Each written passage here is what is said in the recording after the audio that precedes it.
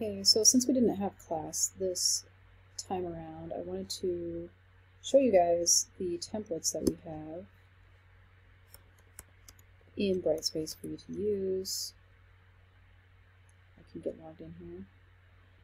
Yeah, so there are some resume templates here inside inside the content area of Graphic Design 3. You can find those here. If you'd like to use those, you can download those and use those. You don't need the cover letter necessarily for this class, but if you want to make a cover letter in the future for something that you are applying for a job that you're applying for, that will be available for you to use.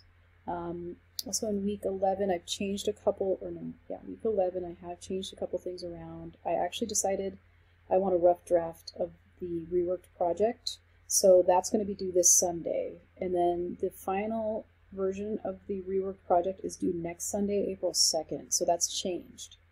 We're going to have a rough draft stage because I want to give you guys feedback on that. And then the rough draft of your resume is due this Sunday as well on March 26th, so you need to get a good start on that. I have actually included, I will be including a file of examples of resumes that are for design related jobs. That will be in week 11 here. It's going to be a zip file. Here it is. So you can download this and take a look at this. Actually, I'll take a look at it now with you guys. So this is Cindy's. She did this last year. She's actually got a pretty extensive education, like not necessarily education, but she has a lot of design past jobs. So if you are making this, try to make your resume as if you're wanting to get a design job. So really highlight your design skills, and then you can still list your jobs that are non-design related, but use those to like highlight your soft skills, which would be like your organizational skills, your people skills, your time management skills, things like that. So you still want to include those, but you really want to try and put in your design experience. So like these ones are actually really good. They're not necessarily super filled with color or anything, but I really liked this one as an example. She's got a picture of herself here. It's kind of humorous, kind of a nice little synopsis about herself, little summary about herself, and then her work experience, and nice bulleting here, nice organization that she has going on here. Her hierarchy of information is working really well. It's really easy to see the delineations between each of her different jobs, and you know, she's really highlighting what she ended up doing with each of those jobs, what tasks she did that were specifically design related. And then she has like all of her contact information right here. She has her skills, which some of them are hard skills, such as, you know, Adobe, HTML, CSS. She knows Corel Draw apparently. But she also has like creativity in here, time management, organizational skills. So she has some of the softer skills, what they call soft skills, which are like the time management, organization, punctuality, social skills.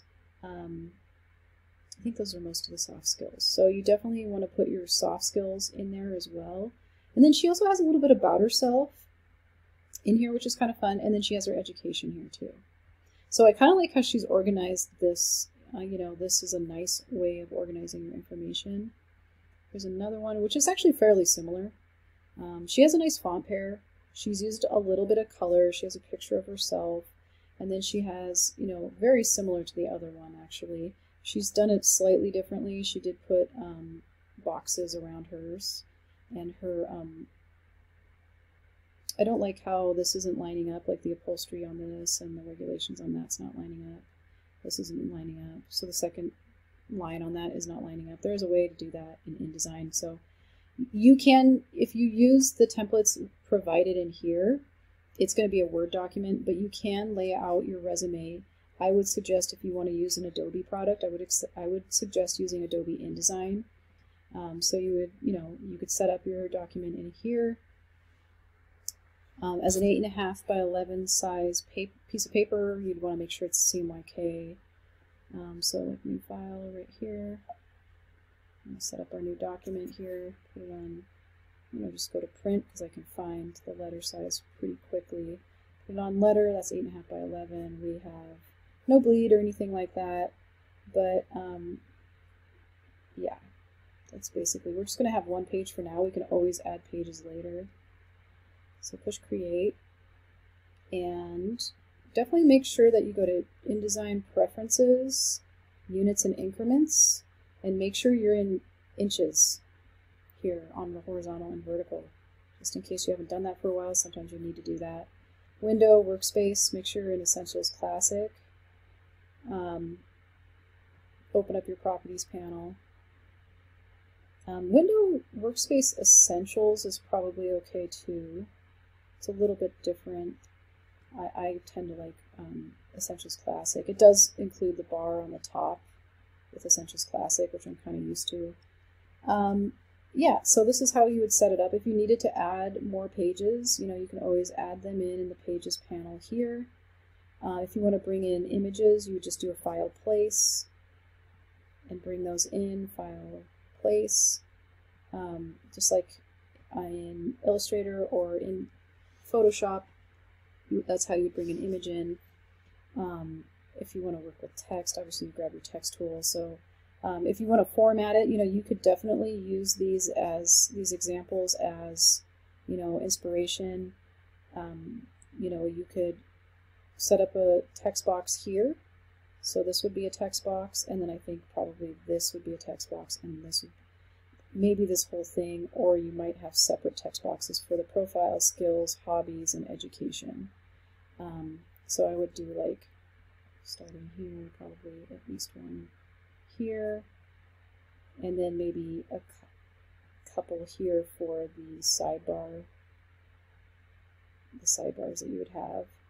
You could even do one long text box here as well for the sidebar, and just push return to like get your spacing, to get the spacing that you want in between each of these lines. So I would say, definitely look around online and try to find some examples that you like, and kind of just work off of those. And also look at what skills and they're highlighting on their resume, and you can even, use some of the same wording. You can borrow from others, so don't be afraid to do that as well with these. You could do File Save As, put this in your documents, put it in Graphic Design 450, and new folder, resume, create, and then Mary. And here we go, save that. And then once you have all of your information in here, maybe you've placed a few files in here.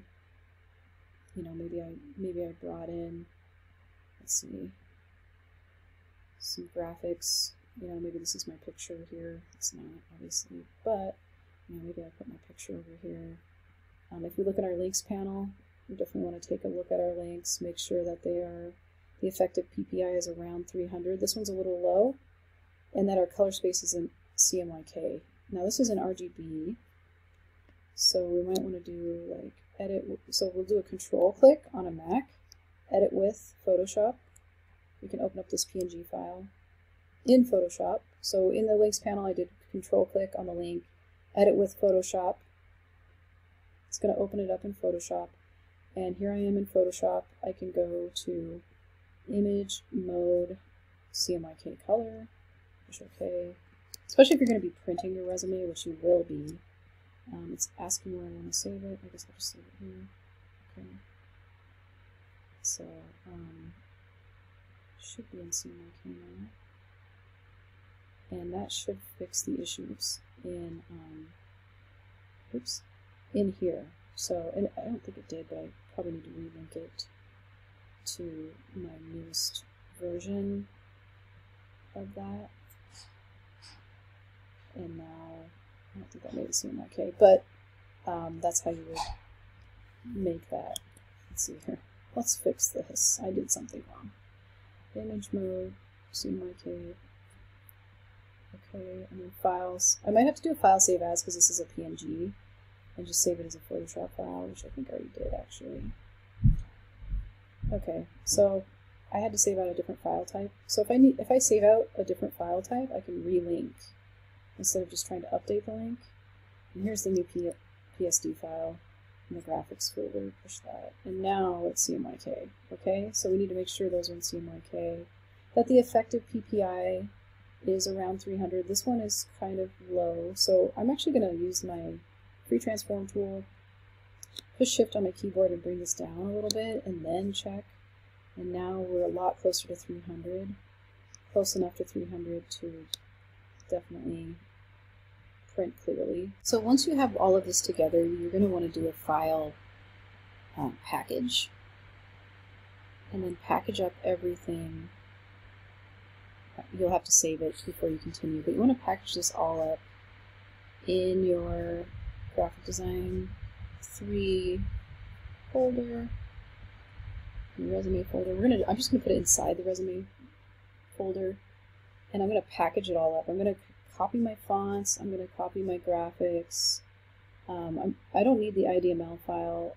You can include a PDF print, a high quality print if you wish. You can also not do that. You can also just do a file export to get a PDF. But if you want to include a PDF as well in the package, you can. So go ahead and package that. And so if we go in here into Finder, and then go to our resume folder, our documents, in the correct class. So you can actually see the folder that the package made. Your resume, it's labeled pretty much the same as I label my file, except for it adds the word folder.